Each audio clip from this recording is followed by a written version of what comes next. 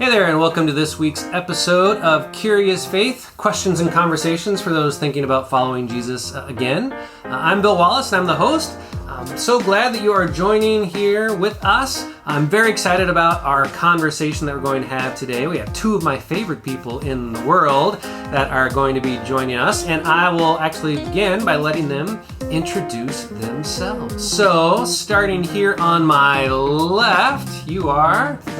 I'm Simone Carroll. Excellent. Simone Carroll, do you want to tell a little bit about yourself?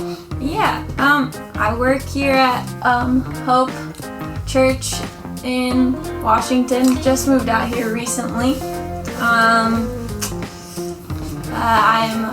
the communications and community coordinator. That's all I have. That's all you got? Perfect. That's good. That's all good. And to my right we have...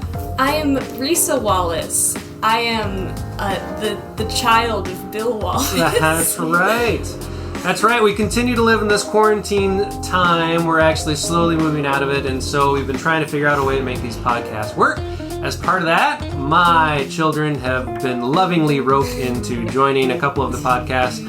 We heard from Peyton, we heard from Carter. This week we heard from Risa and someone else in our bubble, Simone, who has to work with me all the time. But it's a perfect combination for what we're going to talk about today. We'll get to that here in just a moment. But just to get to know them a little bit more, I want to know your favorite place at Cascades Camp. What is your favorite place at Cascades Camp?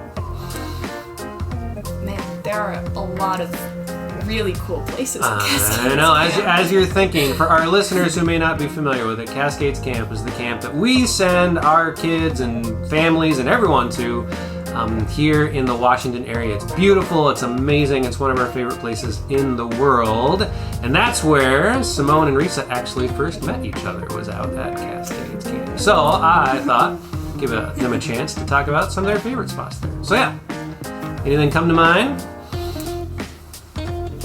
Do you have one yet?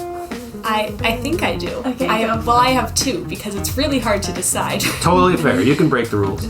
Awesome. So yeah, the first one is, the lake. It's just so pretty, and there's like so many things you can do there. You can swim in it, you can fish in it, you can canoe. They've got obstacle courses on the water now. Mm-hmm. There's a lot to do, and it's just really beautiful. Then I think my other favorite place would be the horse trails, because I love going trail riding there. And again, it's so pretty. It all just looks really cool, and I love riding the horses. It's just really fun. That's awesome. Perfect. Thank you very much. Simone, got a favorite spot? One of mine was going to be the ranch. Yeah. I also love horses and everything to do with them. What's another one? I don't even know. I think it's like maybe outside of Madrona Lodge, there's like a trail that leads out to like near the water, where you're kind of like in the forest but also looking at the water, and I really like that spot. It's great to set your hammock up, just chill out. Nice. I do know that. I didn't know the hammock portion of that. Wow, that's cool. Yeah. Very nice. Yeah, it's a cool trail. Cool trail. Thank you. And yes, again, you guys got to know each other at this great place that kids go to all the time and young adults work at, and I thought a good chance for us to talk about our theme for the day, which is how hard is it to be a kid these days? How hard is it to be a kid these days? And really, is there anything the church can do to help? I thought maybe we could talk around that a little bit. And for our listeners, to give a little background why. So I was once a child, but then above and beyond that, I've done youth ministry. I've had the chance to work with youth for most of my career. So I've now worked with multiple generations. I've seen kids over multiple years. So I've got still a little bit of expertise within that. But then, yes, Simone, that is also part of her story, was also coincidentally once a child, but then has also worked with kids as well, both in the camp setting and then also in the school setting. And then we have our current child. Reese is not so childish, but she is still, I think, in that kind of child range, 16, almost 17. And so, I thought it'd be an interesting conversation to kind of talk about that. The challenges of being a kid, the challenges of being a kid these days. Is it different? Is it harder? All those things like that. And is there anything the church can do to help? And kind of speak from our own experiences within that. So, kind of first off, maybe we'll just start with this. Like, what was one of the hardest things for you when you were a kid? And we'll, for you, I guess that'd be currently now. Yeah. It'd be awkward if you say your parents, but you feel free. You can share that if that's what you want to. I'll say for me, by far one of the hardest things for me as a kid was figuring out my place. I really, really struggled with that. I was a really excellent athlete when I was a little kid. Was really good at basketball and soccer and baseball and all those things like that. And then because of some medical issues, I actually had to give all of that up. And so I really struggled in junior high and high school finding, so what's my thing? What do I do? What's my place? And that was, I think that's something that's still true today. I don't know, you guys can say yes or no on that. But that was really, really hard for me to spend 5-6 years trying to figure that out. And when I did, that became so much of my identity too. Look, this is my thing, and now I must be known for this thing. That's part of mine. Either of you? I can relate to that for sure. I think I think decisions were the hardest part for me as a child growing up, just because I was very interested in the arts and also in athletics, so choosing between the two was really big, and I ended up choosing sports, but still playing piano and stuff. And that was definitely a huge part of my identity. And I remember coming into college halfway through, I quit playing softball and got to focus on other parts of who I was, and I was like, oh, this is kind of cool, I wish I did more of this. And it just kind of was different than maybe when you were growing up. You kind of really have to choose early on what you want to do, because everything is so intense, and the travel sports are crazy, and you have to be the best. Yeah. I think if memory serves, you're absolutely right on that. I don't remember anybody having to focus so much like kids, today seem to. Mm-hmm. You hear that all the time. These football players, that's all they do, and they'll never make it to the NFL anyway. But they'll never make it to the NFL if they don't focus on this one sport from the time they're 10. Mm-hmm. And I don't remember that. I really don't think that was the case for us. How about you? What's tough for you? Well, I don't know. It's there seems to be a bit of a pandemic going on right now. that's challenging. Yeah, might be a little bit of a challenge for kids these days. But I think it's less of the actually just pandemic going on, and more of online school, and just having everything be just completely online is just really hard to adjust to. Mm-hmm. I'm doing Running Start at EVCC, and my first quarter I had a really hard time adjusting to to doing college first of all, and also doing college online, and I did not do very well. But it's helped me figure out how to, I don't know, do better in the future, I guess. So there's a silver lining at least. There's that.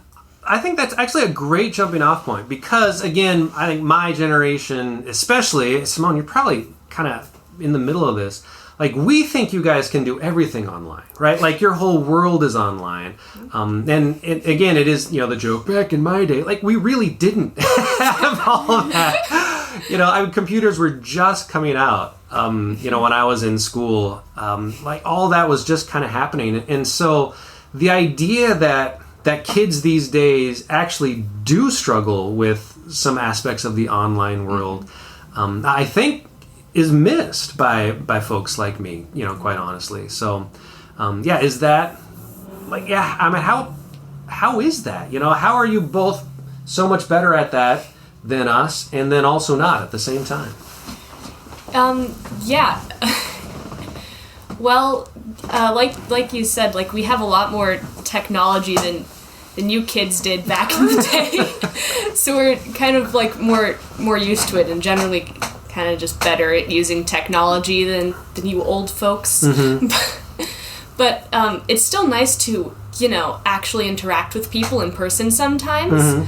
So while technically I could just spend all of my time online and just talk to my friends online and spend all my time on social media or watching YouTube or whatever, it's nice to actually go and hang out with my friends at like a park or something, or even talk to people physically at school. I never thought I'd say this, but I kind of miss going to school right now. Yeah. How wild is that? Do you find that you kind of live in both worlds, or are you still more tech than not? I definitely think I'm in both worlds, and I see it. I feel like maybe the hardest part with like the younger kids now too is like that they are still young. Like they know how to use that stuff better than like maybe I did as a kid or you did as a kid. Yeah. But they're still young, so they're still like having to, gain their social awareness while being online, or like still trying to be responsible online. So it's still like putting those things all together that might be like the difficult part. That's a great point. Like, yeah, you've figured out some of that stuff, stumbled your way along through it, and are better at it. At the ripe old age of your mid-20s. No, that's a great point. To have to do all that at the same time within all that. Yeah, that's just compounds it. And gets to that question, like, is it harder to be a kid these days than it was when I was a kid, when, people are in their 60s were a kid. Yeah, when people are in their 20s were a kid. That's always the question. Is it harder today than it was back then? I mean, there's definitely like different challenges than there were, like back in the old days. Back in the old days. But I feel like being a kid has probably always just been hard. It's just hard in different ways now. Like, now we have to deal with like social media and like, I don't know, trying to get a bunch of followers on TikTok or something. That's Sage's biggest goal in life, apparently. Right. Well, and that gets to identity stuff too, right? Like, if you only have 100 followers on TikTok, what is your identity? I mean, I think there's a lot of challenge to that. Yeah, like... To be clear, I have no followers on TikTok. I don't think you have a TikTok. I think I have like 2. Nice. Excellent. Yeah, I don't have a TikTok. There you go. So Simone's up on us then. Yeah, well, nice job. And where were we? I don't know. Simone, from your seat, you're closest to being, kind of in the kid zone, and then you're out of it, but still work pretty closely with it. Harder already for kids these days than kind of what you had to deal with? Like, with what Ruth was saying, yeah, again, it's harder, but only just because it's different. Like you probably dealt with hard stuff on your own. Of course we all did, but yeah, how do you see that? I don't know. I kind of feel like, there's hard parts of each generation. Like, I remember my grandpa's stories about, like, he would love the days when he could go to school because he didn't have to work all day at the farm. Right. So, like, that was really hard because he was having to do physical labor all the time. Yeah.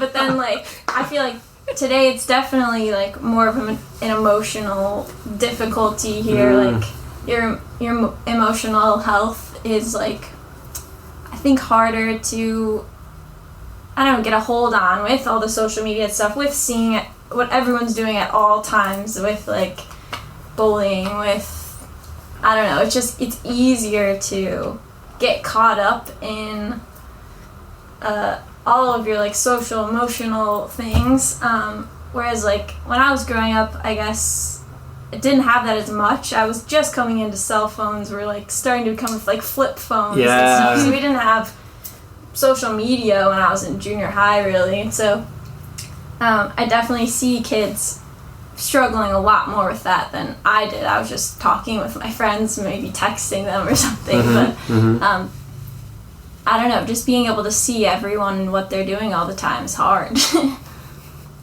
Yeah, that's a great point. You're totally right. Like because the world has gotten smaller, quote unquote, because of all the media stuff that's around us. Yeah, like we can see everybody all the time. We can be engaged with everyone all the time, and I'm not sure that helps. It really raises your expectations of what you think you're supposed to be doing or how you think you're supposed to be.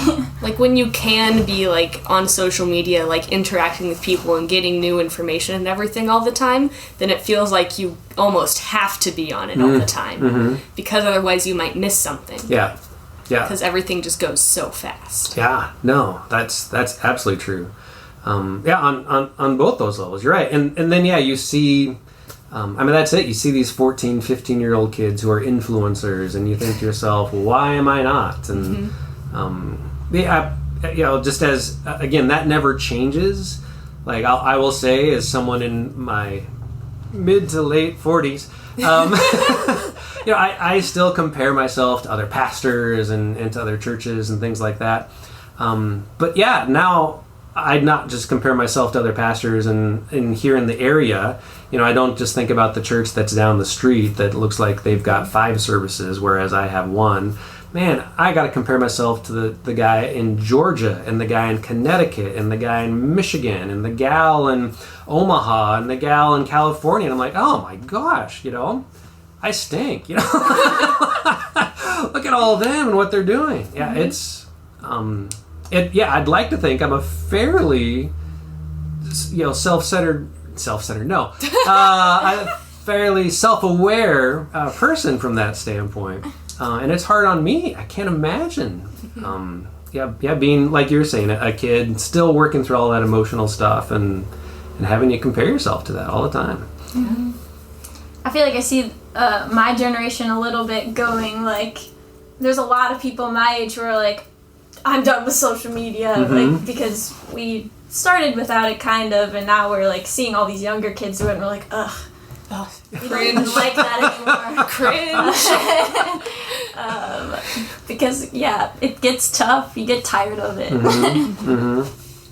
That's really I wonder if there might be a gap generation where, like, again, people my age will continue to try and stick it out because, again, especially Facebook, that would die if all the 40-year-olds got off it.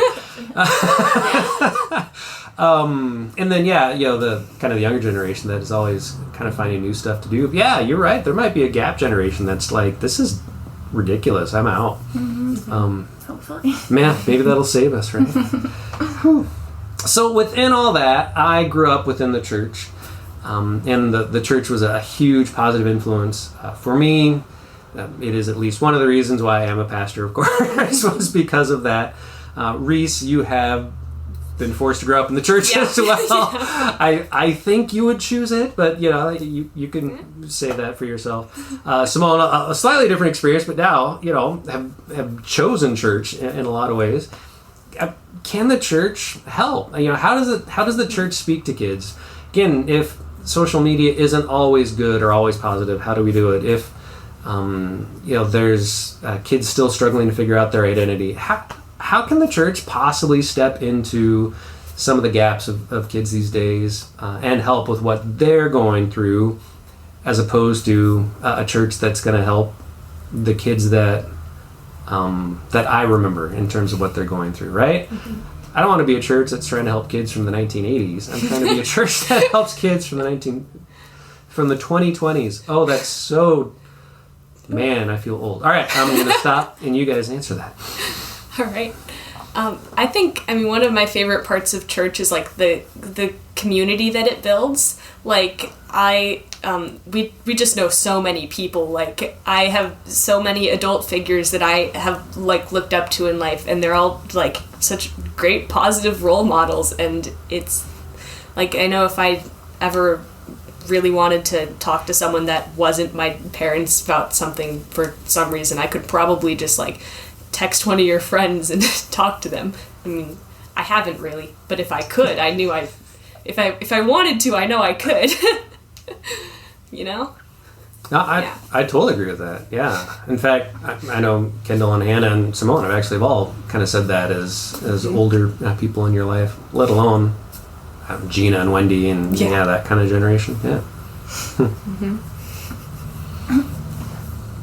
Yeah, for me, like, I've been kind of thinking about it recently too, is that, like, even working at camp and stuff, you see a lot of kids who don't really believe in God or anything there. But just them being in that environment and having just, positive people to look up to, I think is huge. And, like, you don't find that type of community everywhere.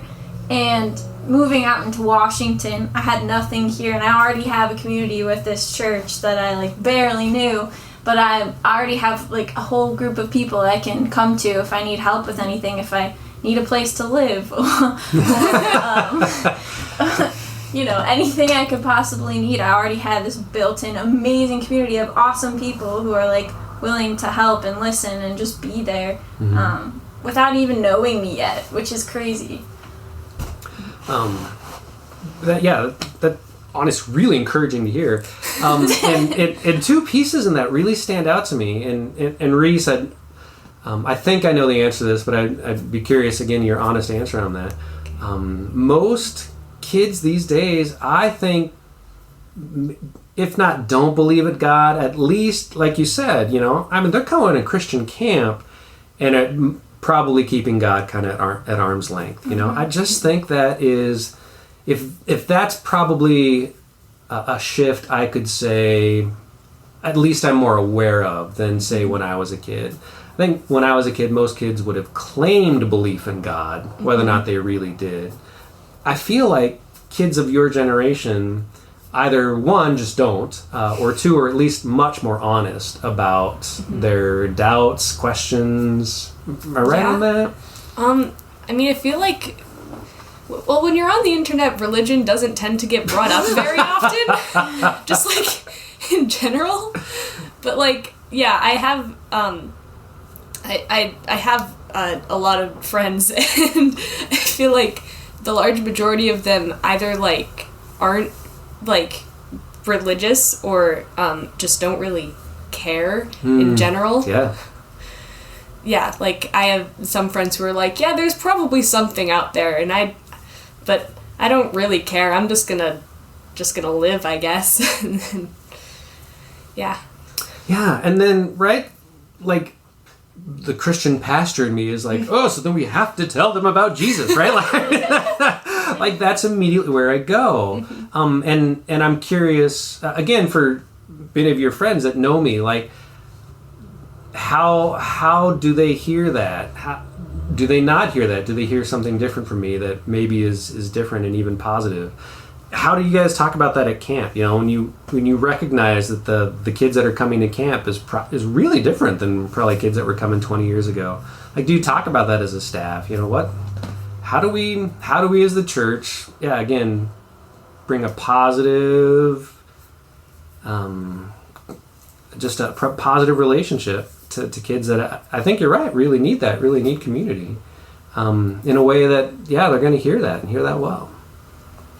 I think maybe it's just, like, kind of starting with the community and then having it lead into, like, your relationships forming with those kids and just being a positive influence. And if they feel like they're having questions about it, then you're there to, you don't want to force anything down a kid's throat because they're going to just reject it right away, unless they're very, very young and are absorbing everything. But I feel like it's best just to, let them know that you're there for them, and if they want to learn about it, cool, like, they can sit in and learn about it with you, and just, like, make the community and the good relationships the root of it, and then they'll come to it on their own. Maybe. Like, I don't really go out to my friends trying to, like, convert them or anything, but I'm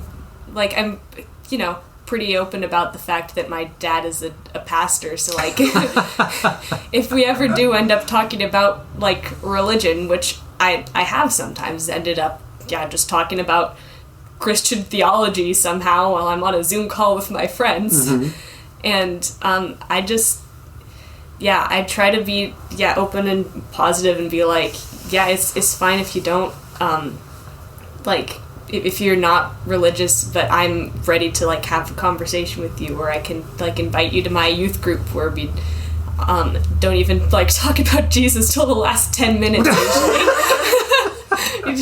you play some game with like, I don't know, cups, or like you play spoons or something, and then we manage to relate it to Jesus in the last 10 minutes. I have to totally fess up to that. Both Hannah and Kendall absolutely learned that from me. It was my great joy to like do these games and movie clips and all these other things that I knew was leading towards a Bible study.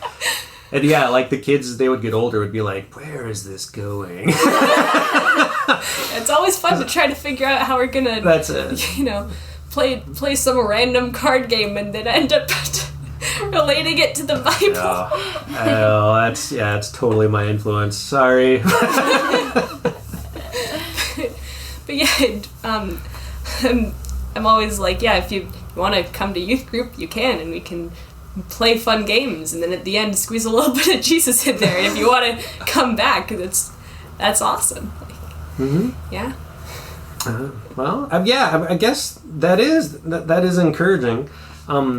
What you said earlier, though, makes me think, I wonder if, whereas the church would often try and create environments for kids to come and be kids, if we need to look at more and more opportunities where kids can come and be kids, but with more adults.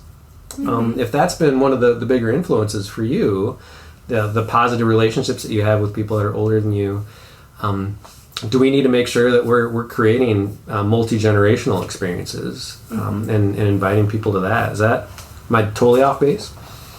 I mean, that would be cool. Like if I feel like us kids generally interact with other kids a fair amount, but if we're out on social media or whatever, we don't interact with a lot of like adults, so we don't find many, I guess, opportunities to find positive adult role models. And if we had more opportunities to do that, like with the church during like youth group and stuff, that might be cool. I think too, like the more different generations you have, the more like adult role models you have for these kids to kind of like choose from, because every kid has their cup of tea of an adult, so they're gonna pick the one that the more options you give them to grab onto, they're like, oh, this person isn't like what I thought of as a Christian, but I think they're really cool and I really like them, so it'd be interesting to hear what they have to say. Just giving them more to choose from would be good. And also having the adults talk to the kids, you can learn so much from kids. I learn probably more from kids than I teach them, because they just have so many, even the really little kids, just such profound thoughts come out of their mouths. I'm like, what? How did you come up with that? So I think it's good to learn from on both ends. Yeah, I love that. That's absolutely great. Because you're right. Just as adults are pretty varied, in particular their Christian walk and where they might be. You're right. Some kids gonna see that and connect in a different way. I agree. I think if adults my age and maybe older, if we do have blinders, is that we do start to group kids together. We start to see, your generation, all 16, 17-year-olds as the same. Whereas if we just take a step back and think about it, you're like, wait, that wasn't true when I was 16. I'm sure it's not true now, but you do. You just you kind of lose sight of that. So that's actually a good point. The more chance that older folks get to interact with different kids, it probably really helps them to see. There's a whole wide world of kids out there too. And you might find the person you connect with. That's cool stuff. Anything else that we didn't talk about necessarily about kids these days, way that we can cheer them on, support them, help them out, things that you want people listening to know? I don't think so. I think we covered Covered a lot. Nice. Yeah. Nice. Did good. Covered everything there is to know about kids these days? Yep, absolutely everything. This is the one podcast that'll just teach you everything you need to know about all kids in this generation. Definitely the lesson you should take away from this. Perfect. Moral of the story is, in 30 minutes, you can learn all there is to know about Gen... I don't even know. Are you Gen Z? Gen Z. You're Gen Z. Yeah. Do you know what you are? I think I'm technically a millennial. Like, I was born in 96 on December 30th, so... So yeah, kind of right. Yeah. One day before not being a millennial. It's like, depending on who you ask, you might be a millennial or a zoomer. Exactly. Yeah. Right there. I am smack dab in the middle of Gen X. Actually, yeah, a little late in the podcast now, but one of the things they talk about is that generations, quote unquote, is getting smaller. You know, like the Gen X generation, yeah, it was a pretty wide gap of about 15, 20 years. Mm-hmm. And yeah, now Gen Y, it's a smaller gap of 12. And yeah, Gen Z is like 3 years, you know, and it moves on. I think there is some truth to that, yeah, how you guys see yourselves as a generational group, that's not nearly as broad as ours. I'm not as old as boomers, so no, just to be... Not quite. Just wanted to say that. Very good. Perfect. All right. Well, thank you both so much.